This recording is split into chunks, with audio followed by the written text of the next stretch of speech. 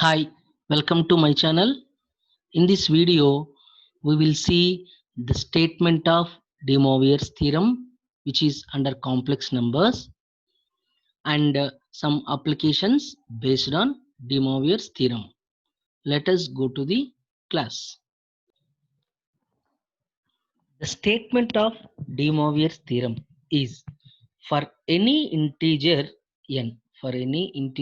n, cos theta plus I sin theta whole power n is equal to cos n theta plus I sin n theta. So here n is multiplying with theta, that is cos n theta. This n should be multiplied with angle I sin n theta. For example, cos theta plus I sin theta whole power 5. So using the statement of De Moivre's theorem, I can write multiply theta with 5. This becomes cos 5 theta plus I sin 5 theta. One more example you will see. Suppose if I have cos pi by 5 plus I sin pi by 5 whole to the power 5. Okay, then this becomes using De Moivre's theorem statement. I can write it as multiply 5 with pi by 5 plus I into sine 5 into pi by 5. So this 5 cancel, 5 cancel. This becomes cos pi plus I sine pi.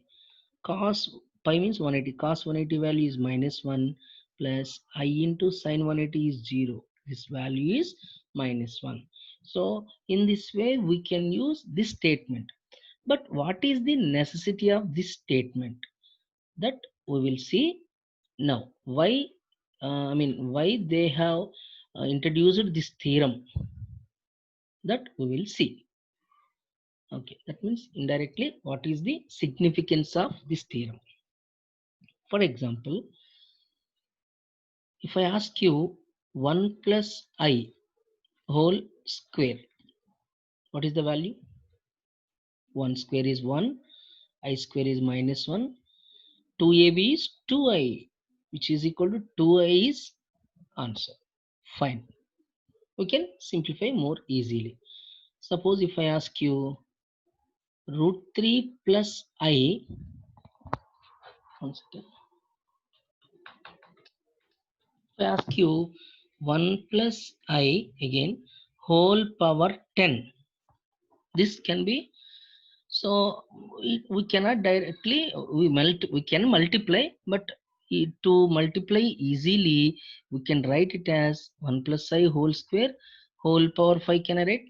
Because 2 5s are 10. So first we'll simplify 1 plus I whole square. Already we have done here. The value is 2I whole power 5, which means 2 power 5 into I power 5. What is I power? 2 power 5 is 32. I power 5 is, I power 4 is 1. So that means I. So answer is 32I. This is also good. Okay. Suppose in some cases, like if I ask you root 3 plus I whole square, then I can multiply this also by using a plus b whole square. Root 3 whole square is 3, I square is -1, right? 2 root 3 I. This is also fine. We can simplify. 3 minus 1 is 2. 2 plus 2 root 3 I. This is good. If I ask you root 3 plus I whole power something like 12 or 20, whatever. This, how can we do it? Is it easy to simplify like this? Root 3 plus I whole square whole power 6. Then again root 3 plus I whole square is 2 plus 2 root 3I. 2 plus 2 root 3i, again whole power 6, again writing square whole cube term. That means we can get here the 1 plus I whole square value is 2i, so that is easy value, so we can find whole power 5 very easily. But here it is somewhat difficult to calculate directly. So for that, to simplify such type of problems, not only power 12, power 100, power 2 or 150, whatever the value is there, we can, by using this de Moivre's theorem, by using this de Moivre's theorem, we can simplify such values like root 3 plus I whole power 100, or root 3 minus I, or 2 root 3 minus I whole power 150, something, any value we can solve using this de Moivre's theorem statement. Now we will see how to simplify or how to find these values by using de Moivre's theorem. For example, root 3 plus I whole power 7. So first we need to find this root 3 plus I complex number in the form of mod amplitude, that is r into cos theta plus I sin theta. Here root 3 plus I z.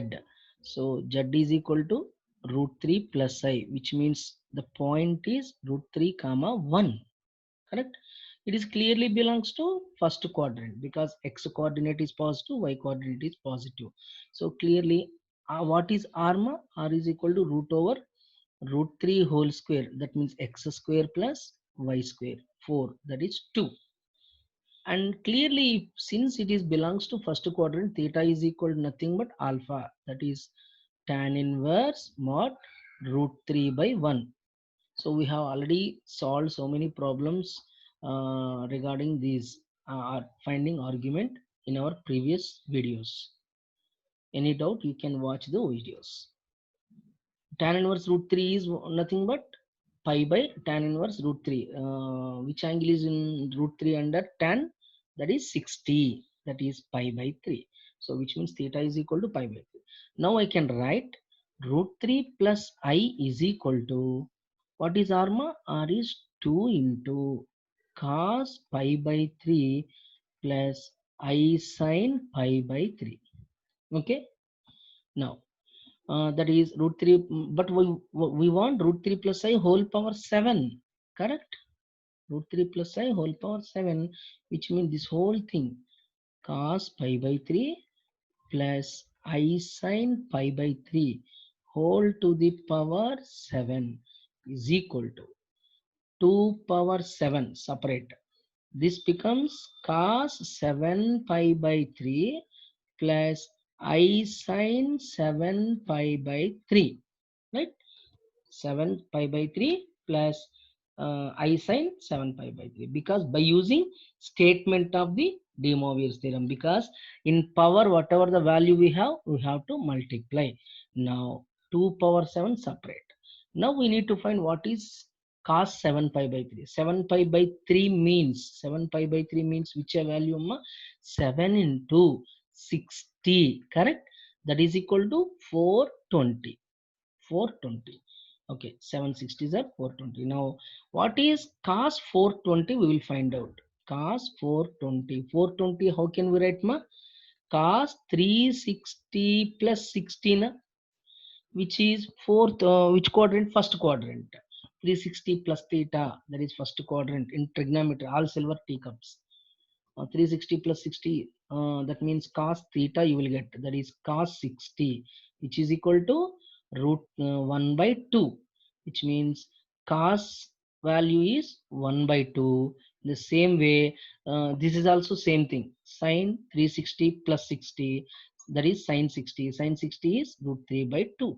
So that means 2 power 7 into root 3 plus 1 by 2.